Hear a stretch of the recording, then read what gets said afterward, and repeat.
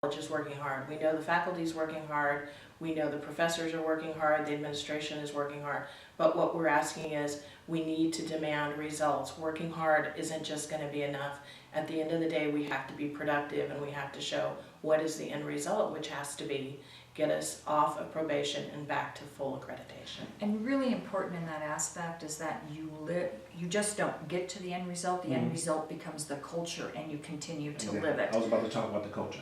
Because that is what was missing in that 2009 to 11 period that got us back on probation. We said we're going to do these wonderful things. We prepared the end result and then we didn't. We talked the talk, but we didn't walk the walk. And so now it's time to make sure we walk the walk as well.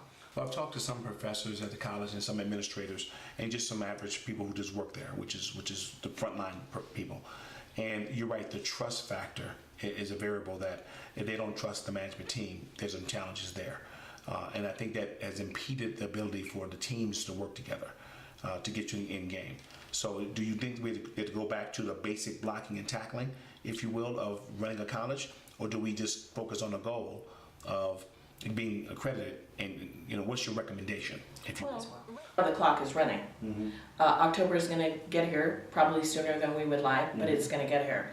And so that right now has to be the #1 goal. Part of that is working on the culture, but a cultural shift is somewhat akin to turning around the Titanic in a bathtub.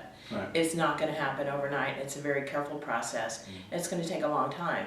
So the first priority has to be, how do we get to October 2013 and prepare that report for the commission and have that ready to go. Part of that is working on the culture, but working on the culture is going to be way beyond October of 13. It's going to be basically for the long-term future of the college.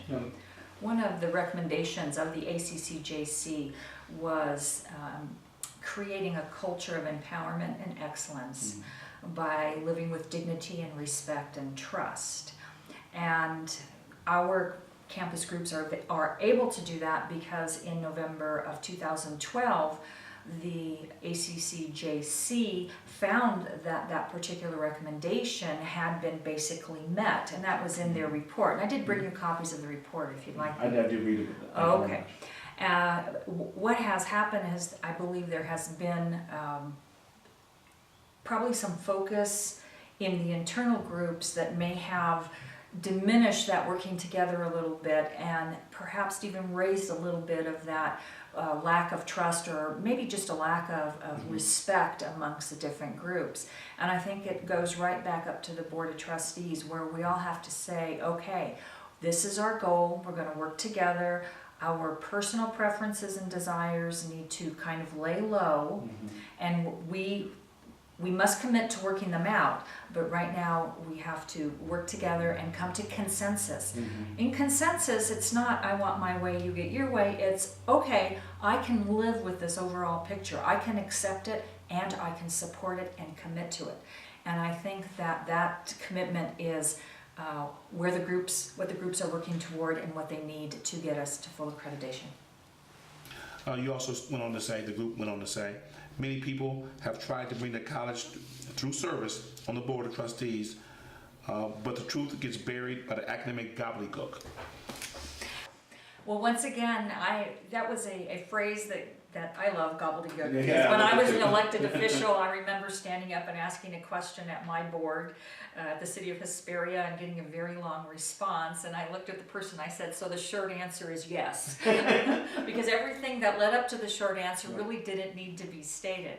Well, gobbledygook in education, education has its own language. Right, exactly. And I am not in any way diminishing the fact that they operate in this language and their terms of art and they're very high goals and good goals for our students.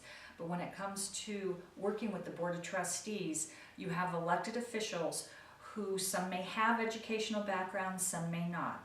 But when they walk into this shared governance structure that is a difficulty up and down the state of California. There are many colleges struggling with shared governance. What has to happen is we have to cut through the basic educationese or the language of art. I'm often accused of saying legalese all the time. And we have to work on the basic policy principles in clear, understandable language that will move this education forward. And that means, you know, dazzling people with big words is not necessarily the answer. I will say that I believe part of our leadership problem has to do with the fact that we're in the shared governance and not everybody understands it in the same way, and therefore we're not effectively utilizing shared governance. And I have done a little bit of research, and I find that the way that shared governance is meant to operate with its participation, flow of information and ideas, that when it gets to the Board of Trustees has melded together into a single solid policy.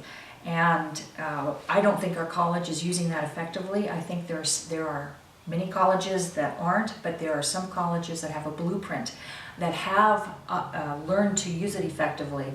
And one college, Sacramento City College, has even published a paper on the effective use of the shared governance structure, and they have been very successful.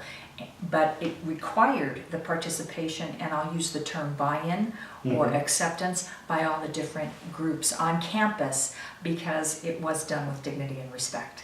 Wow. I think it really goes back to a matter of leadership. Again, the gobbledygook is a matter of the leader saying, no, let's put this language forth in a concise manner that everybody understands. It really goes to team building and how you work your team. That's kind of what shared governance amounts to. It's kind of like running a family. Everybody has a little bit of input, but finally somebody says this is the direction we have to go in.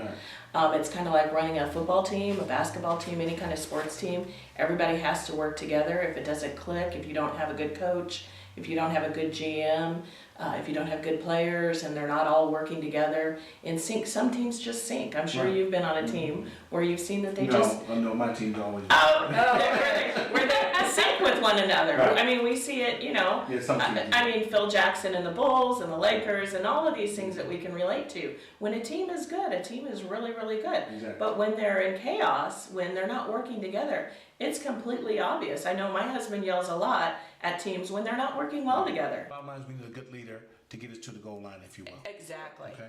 I want to touch on a couple things, ladies. You're doing a great job. I want to make sure that the community gets all this information in a 30-minute time frame. We're so glad you're doing that. Oh, thank you very much. I appreciate it. Certainly.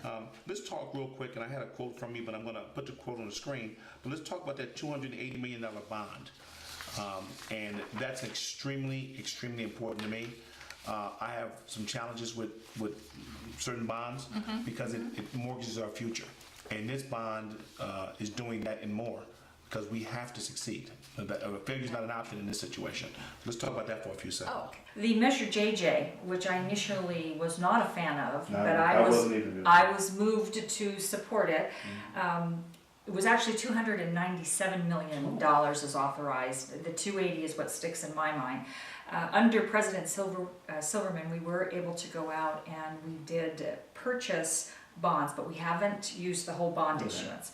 So let me check my figures here. The total amount that we did go out for bond for was $136 million, almost $137 million.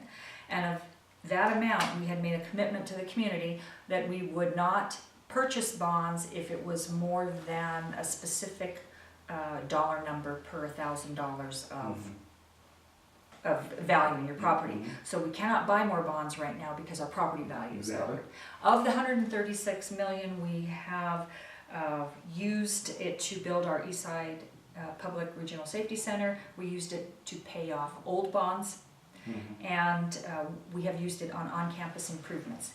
And we are continuing to use it for on-campus improvements and facilities. The basis of my knowledge is my 4 years on the bond, the Citizens Oversight Committee for the bonds. We've done very well with that. The problem is that we also sought what we call center status, we sought it for the Eastside Public Safety Center. Center status is important. It could allow us to secure additional funding for capital outlay. If we get 1,000 students, it gives us another $1 million in base money to run the institution. Center status is an off-campus educational center that's recognized by the commission and organized and run by the college. We can't get center status if we're on probation. We had to stop those efforts. So that's the best example of how we can't lose our investment. We have to get that center status. It provides opportunities for money and for students that we wouldn't ordinarily get if we didn't have it. Okay, well, unfortunately, we have a little bit of time, but here on our community, we like to focus on solutions. So let's cut to the solutions. Give me 3 things that the college can do right now to get squared away. The 3 things the college can do is to continue to work very hard to unite together. And the main thing that we'd like to do in having the call for action, Giles, is we want people to know you do have a right to demand accountability. We need you, the community, to come out to the Board of Trustees meetings and to raise your voice. We need you to write letters to the editor. We need you to talk to your friends, to send emails out, to use social media the way the young people at the college like to do. And to let people know this is a crisis situation and somebody needs to take some direct action right now. So we're asking everyone to come together as one voice and to support the students, to support the college, and to say, hey, we want it changed. We don't care how you do it, we want it done. We need to make sure by October of 13 that we are going to pass, that we are going to be restored at Victor Valley College to fully accredited with no sanctions of any type. There is a distinct possibility that if we don't meet the responsibility in October, actions can take place that will result in this college eventually being closed. And I just can't fathom the financial, economic, and just the whole impact that would have on our valley. Can you imagine? Couldn't imagine. It's just awful. My 3-word answer to that question is we need unity. We need effective planning, both academically and on the budget, and then we need focus. We need the community to focus, we need the college to focus. Let's keep working together to make this happen. You bet, absolutely. And you guys from our community, let's make sure you get involved, let's make sure you care about each other, and let's make sure that college gets accredited. Thank you very much. Thank you. Thank you. Appreciate it. So much. Thank you for your time and support.